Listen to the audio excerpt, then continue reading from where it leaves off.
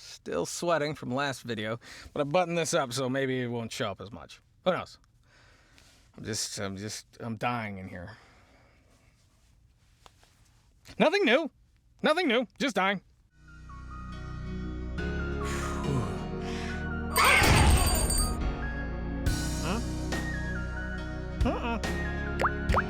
Alrighty, hey guys, welcome back to another voiceover day vlog. Let me adjust that. For anyone who's wondering, this headphone cable is actually on a hook to keep it up, and so it's not tapping or swinging or anything. It's less distracting for me. So if you're ever wondering, that's what that is. Okay, so today I want to cover 5 tips because I did 5 things that potential clients or clients do that bug me. Today I want to do something that's a little bit more helpful to you guys. And it is 5 things that I can suggest that will kind of put you above a lot of voice actors, a lot of early or young new voice actors. 5 things that'll actually put you ahead of the game and could actually basically determine whether or not you get clients or not. Who knows? We'll see. So let's just fire them off with number 5. Number 5 is basically really good spelling. Really good spelling and communication, especially when it's typing. And the reason I say this is if you are a freelance and you work on Fiverr or you work overseas or all your clients are from overseas, you need to get really good at typing long form, properly typed spelling, grammar, punctuation, emails, and messages. I get tons of emails and tons of messages and tons of comments or whatever coming my way, even text that are just really hard to read and incoherent. And if someone is from overseas, like there's a lot of animation companies that are outside of the United States. A lot of them in India, Japan, China, Korea, the good Korea. And if you're communicating with them with basically broken English, it's going to make it harder for both of you. It's going to make it harder for them because they don't know, maybe this is a word. Maybe this is a word, but they don't know the definition. When, in fact, you just misspelled it. You need to be able to communicate effectively. And via text is the number one way that voice actors communicate with clients. I actually have dealt with, communicated with 2 clients from Germany. And they, I could tell that, English was, second language, totally fine. I don't speak any German, so I'm so glad they were at least trying, and I very much appreciated that. But if I was to try to communicate with shorthand or no punctuation or, no capitalization and misspelling and improper grammar, it would do nothing but confuse them and probably would have lost the client. So definitely get better at spelling, grammar, punctuation, just basically the things you should know by high school, even junior high. Like, come on, these are basics. Number 4. Number 4 is, and this one's kind of connected to the other one, but not entirely, is getting better at script writing. I think it's important for a voice actor to actually be able to write good dialogue, understand formats of scripts, and even to be able to write scripts themselves, even if you're not amazing at it, to at least have some knowledge and some skill in that. The reason I say that is I've had a couple clients come to me that have had poorly written scripts and some translated scripts. So originally in a different language and they translated to English. And in order for me to do my job, in order for me to give them a good product and for them to get the quality that they're looking for, I have to be able to basically rewrite and spell check and proofread what they've sent me. And I have to be able to understand what they're going for. And if it's a character saying lines, I need to understand who this character is, what's going on in the scene, who the other character is, and then figure out what is the best way for them to say it. Trying to stay within the parameters of what they sent me, of course, obviously. I don't want to change their words or change their meaning or change the character's personality, but sometimes I do need to rewrite a script. And sometimes people come to me wanting me to just write the script. And I've done that every now and then when they've given me, an overview or some kind of loose outline of what they're going for and some descriptions of the scenes and characters. I've been able to write up some stuff for them. And they've appreciated it. And they've come back. In fact, that's happened quite a few times. What I will still try to do is when I rewrite it, I will send it to them for approval. Let them look over it. And a lot of times they go, this is awesome, this is great, this is, I approve. Every now and then they will send me, some rewrites, like maybe I changed something that was very, very important. Later on, they just put that back into what I rewrote, making a third revision to their script, and then we're all good to go. But it's been something that a lot of clients have very much appreciated, and it's actually helped me because now I get to record with a script that I understand is written a little bit better. I'm not perfect. I'm not amazing.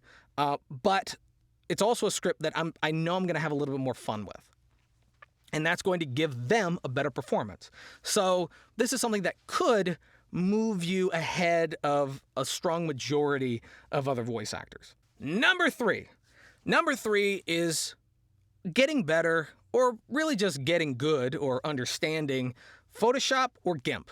Basically image manipulation and making really nice designs and really nice decals and really nice advertising pieces, visual advertisements. Because, especially if you're working on Fiverr, you need really good thumbnails. You need art and you need pictures to really grab a client's attention. That's also if you're working on your own website or you're presenting stuff on Instagram, on Twitter, on Facebook, and you want to put demos and you want to have Twitter, Instagram, and Facebook specifically for your voice acting. And you're probably not going to be able to hire someone else to do that for you all the time, especially when you're just starting out. Maybe if you have a really well-paying day job or you've put some money aside, you can go and hire another freelance artist to make that stuff for you. That's actually a pretty good idea. But for the majority of people, they're not going to have that extra money to actually put into really good art and marketing.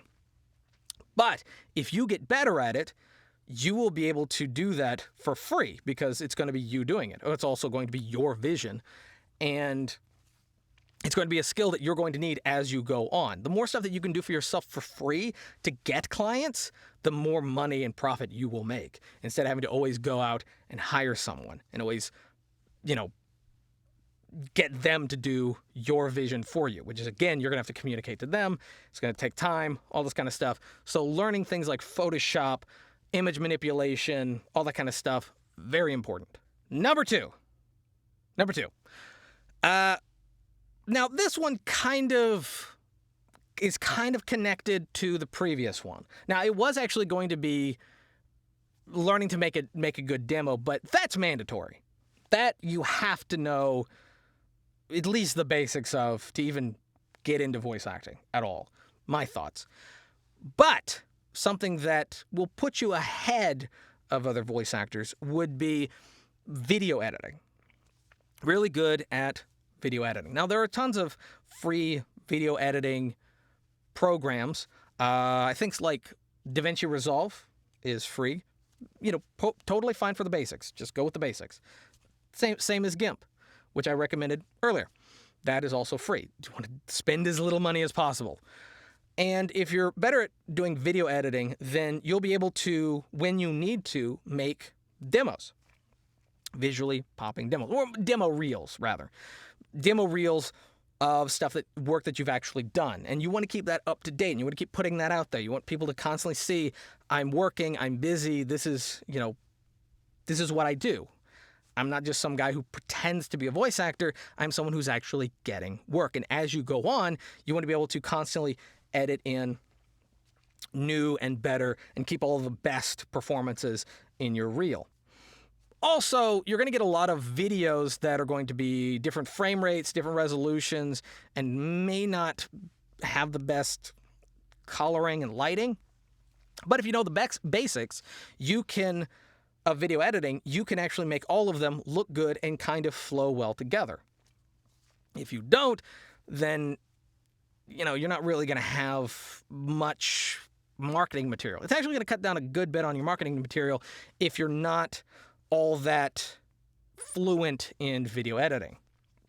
Video and visuals nowadays in marketing for voiceover is just about as important as the audio. The audio is still the most important thing, but it's almost as important because you have to catch their eye and get their attention before they even listen to your demo. So probably that's going to be something that you're going to want to do if you want to get ahead of the majority. And finally, the number one thing that'll put you ahead of the majority of voice actors is not being a procrastinator. And that probably is one of the most important things. Maybe the most important thing. I can't think of anything that's more important than that, other than skill and talent.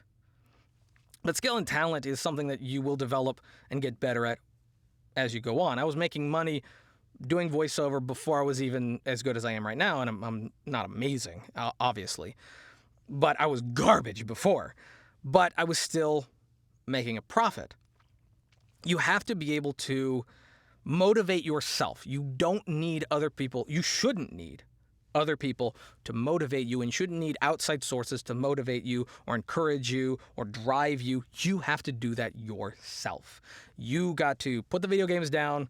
You got to stop, going drinking and all this kind of stuff every single night. You got work to do. And a lot of your clients are going to be overseas, because if you're in the United States, that's just one country. That's just one set of time zones. The majority of the world is outside, and it works on different time zones and works on different speeds than you do. And you got to be able to adjust. You got to be able to get stuff done. You got to be able to self-motivate. You got to be able to, just get in the zone and get it done. You can't rely on external forces to push you to finish a project, or to start a project, rather. You got to be able to do it yourself. Also, this is going to be a little adult. So if there's any kids watching, turn them away for a second. Stop jerking off. You got work to do. I mean, yes, there's no way that I can ever post a video that would get someone to completely just cut that out of their diet completely. But you got work to do. Yes, you're alone in your house. You're alone in your office. You're in front of a computer. Focus, okay? Focus for a second. Let's be adults here. Let's be adults. I know there's no one else here, but you got work to do, okay? You want that business, right? You want that career? Yeah, you do. You want the good paying jobs? You want to get well known? Well, then just pump the brakes, okay? Pump the brakes a little bit, man. I know you're young, but stop it. You'll go blind, or whatever they say. But you have to motivate yourself to do the work. You have to be able to do that. So many introverted artists and artistic types, actors, hand-drawn artists, voice actors, we are garbage at creating a plan or a schedule and keeping to it. It isn't until things go south or things go sideways that we really go, oh, I need to focus. You should have been focusing before. It's like, well, now that the whole world is going absolute bananas over a virus, You should have, if this was your dream, if this was something you really wanted before now, you should have been focusing on it before now. Instead of, oh, now I've lost my job. I'm not saying shame on you for having done that and only now focusing on it, but you should have been motivated to do that before external forces made you. Okay? You should be able to get up in the morning, check your list. Like, I have my phone with me. When I get up in the morning, I always have like a list of messages. It just scrolls every single day. And it's Fiverr, it's emails, it's texts, it's Facebook messages, it's YouTube messages. I check that every single day. And I have a thing that I can put my phone in the shower, and then as I'm in the shower, I'm actually scrolling through messages and reading messages and planning out my day. So then when I get out, I'm ready to go. I'm fresh, ready. I already know what I need to do. Here's my list today. Get that done, and I don't go to sleep until I get what I had to do done. And it's one of the reasons that the past month I have been incredibly exhausted. I have basically neglected my Let's Play channel, which on my list of priorities is low. I love doing it. I love entertaining people, but when I had to dedicate 12 plus hours a day to voiceover, that was absolutely not something that I was capable of doing as well. I was staying up till 7 in the morning, sometimes just getting client work done. I was doing 5 projects a day. 5. And none of them were short projects. Not a single one. And then I also went out and did a commercial. This is the clothes that I wore. I didn't say it in this one. I think it was a different video. But I acted in a commercial. And that meant that I had to do all these auditions beforehand and callbacks. And then I had to get up early in the morning, having done voiceover that night, go be on set for 10 hours, and then come back home and immediately do voiceover. It's exhausting. Yes, it's going to, drain you sometimes. As long as you make sure that you get one day of rest, whether it's, Wednesday, Sunday, Saturday, who cares? It doesn't matter. You motivate yourself for 6 days out of the week. Drive yourself basically down to the bone. Try to get as much done as you can. And even when you don't have any voiceover to do, there's other things you can do. There's totally other things you can do. There's other places that you could post your demo. There's people you could send emails to. There's things that you could tweak in your demo. There are auditions that you could do on platforms. There is networking that you can do. There's always something. But then find that one day of rest. Those are my 5 things. There you go. 5 things that will pretty much guarantee you to be better than most people that consider themselves voice actors. Now, what I mean by that is not everyone who's a voice actor is an actual voice actor. Some people technically are just people with microphones. Technically just, guys with demos. Not everyone is someone who's taking this seriously. If you want to be someone who's taking it seriously, those are the 5 things. Communication, understanding script writing, visual marketing, video editing, don't procrastinate. That'll get you like 90% of the way. That could get you all the way to an agent. It just depends on how much energy and time you put into those things and how well you're known for it. But anyway, that's going to be it for this video. If I can think of 5 other things, I'll probably do another video on it. But for now, thank you guys for watching. If you liked the video, give it a thumbs up. If you didn't, give it a thumbs down. Totally fine. Subscribe if you're new. Sorry, bell for notifications. I'm exhausted, like I said. Leave down in the comment section below if you have any questions or like to see me do a video on any other topics. And yeah, until next time, peace.